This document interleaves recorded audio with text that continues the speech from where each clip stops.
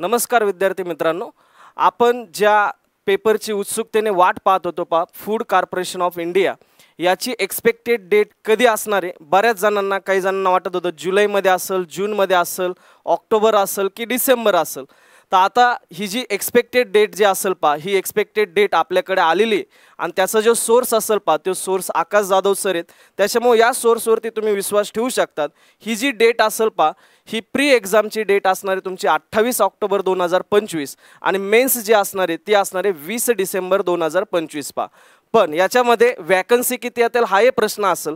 तर हे जवळपास आकाश सरांनुसार हे 86,000 लोक असतील, 86,000 आणि त्याच्यामध्ये एकास 5 किंवा एकास 15 असा रेशो असतो। त्याच्यामुळे त्या ज्या जागा असतील ते 6 ते 7 हजारापर्यंत जागा असू शकतात।